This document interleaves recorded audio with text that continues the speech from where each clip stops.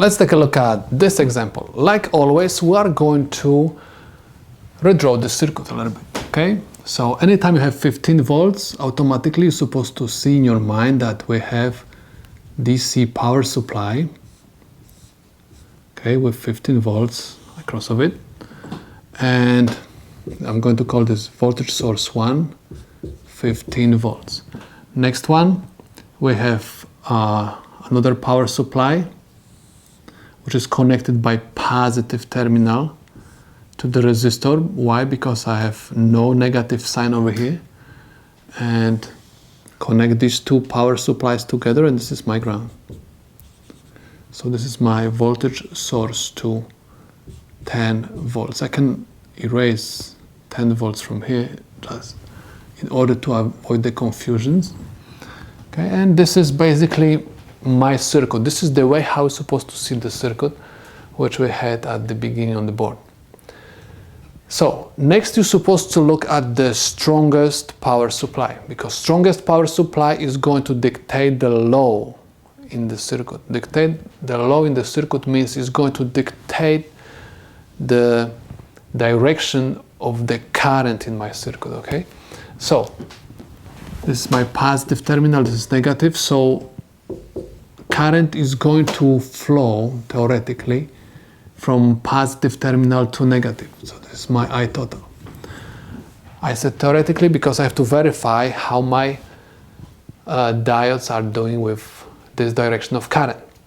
Please notice that I total, right, goes clockwise, and the arrowhead of my germanium diode is also pointing right to the right side. So these two arrows are going the same direction, showing the same direction. So means this diode is supposed to be in the on state.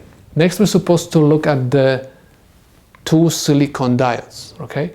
Please notice that these two silicon diodes are also showing me the same direction like my I total. So these two diodes are going to be also forward bias, so they're going to conduct the current. Please notice that they're going to pass the current. Please notice that both of them are in parallel, so you can treat these two diodes like a one diode, okay? And the voltage drop across these two is going to be 0.7 volts. Many students make the error, make mistake by adding these two voltages together. This is wrong way of thinking. You're supposed to realize that we talk about the parallel circuit. In parallel circuit, the voltage is the same. So the diodes are conducting, so I can say that current is getting into this diode by anode. So I'm going to write over here positive sign, this is negative sign, this is positive sign, this is negative sign, this is my resistance, positive and negative sign. Why? Because current is going to go in this direction. I always look at the strongest power supply. Strongest power supply dictates the low in the circuit. Now, we can find V out very easy because we can reach the ground without going by any resistors. Okay, if I'm going to go counterclockwise, I'm not going to touch any resistance, so I can say that this is the easiest way to find output voltage. So V out is equal, I'm supposed to say negative V D. Okay, I'm going to call these two diodes like a D, and I have minus V GE, right? And I have plus voltage source 1. So I can say that V out is equal negative VD. So I have negative 0.7. These two diodes in parallel. So in parallel circuit we have just one voltage. In this case we have 0.7 minus 0.3 volts. Okay, this is the transition voltage at the germanium diode, plus 15 volts. So Vout, output voltage, is equal 14 volts. Okay, so this is my output voltage. We found output voltage. Next, we're supposed to find the current in the circuit. Okay, so in order to do so, we're supposed to look at the resistor, right? And resistance, I didn't specify, is equal 5.2 kilo ohms. Okay, I forgot to put this value next to the resistance. Okay, so what we're supposed to do? We're going to write the KVL equation. Okay, so we can write that Vout is equal positive voltage across the resistor, okay, because I have positive sign. So I have VR, and I have what? Plus voltage source 2.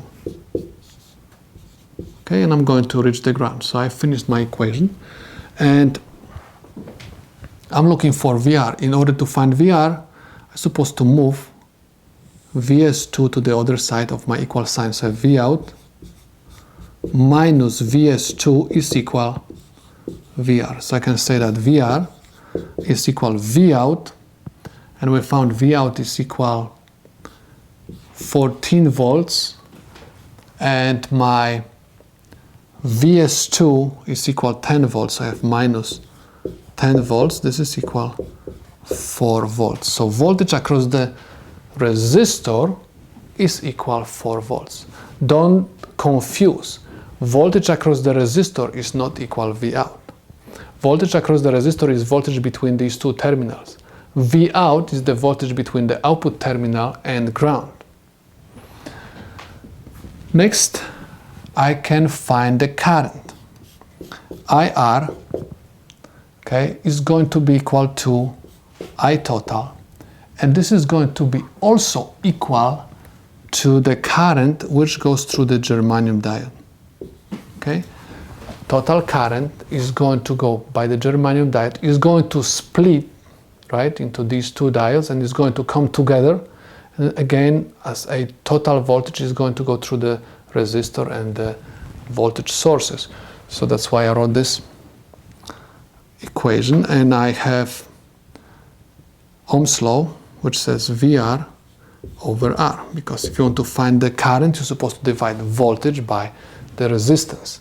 Voltage across the resistor divided by the resistance. So I have VR equals 4 volts over 5.2 kilo ohms, and this is equal 769.23 microamps. Okay, so this is the current which will go through the diode, the resistor, and the voltage sources. Next, we're supposed to find the current which will go through diode 2, okay, through this diode. These two diodes are, we can say, identical. We assume that they are identical. So the current is going to split, right? And because both of them are silicon, we can say that ID2 is equal simply half of my I total. So I total divided by 2. Okay? Why divide by 2? Because these two diodes are silicon diodes. We assume that they're identical. So if I total 769.23 microamps divided by 2. And this is equal 384.61 microamps. Okay, so this is the current which goes through this diode. So this is my ID2. Next, we're supposed to find the power at the resistor.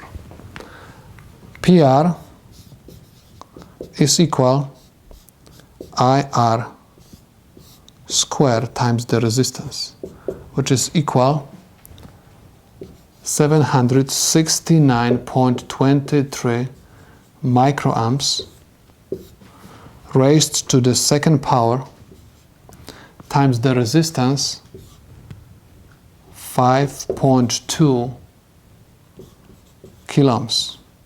Everything is equal 3.07 milliwatts. Okay, so this is the power at the resistor. Next, the problem is asking me to find the total power. P total is equal PGE plus PD2 plus PD3 plus PR. Okay, and we can say this is approximately equal to I total times voltage total. Okay, so we can say that this is P total is equal I total, and total voltage in this circuit is going to be nothing else just voltage source 1 minus voltage source 2. Why? Because these two voltage sources are going to have currents which are going to push the currents which are going to oppose each other, okay? Because this voltage source is going to push the current clockwise, this one is going to push the current counterclockwise, they are going to subtract each other. So that's why I put that the total voltage is equal voltage source 1 minus voltage source 2, and this is equal I total we found is 769.23 microamps, right? Times the difference of these two voltages, so 15 minus 10 is 5 volts. So your P total is equal 3.84 milliwatts. Okay, so at this moment we can say that the problem is solved.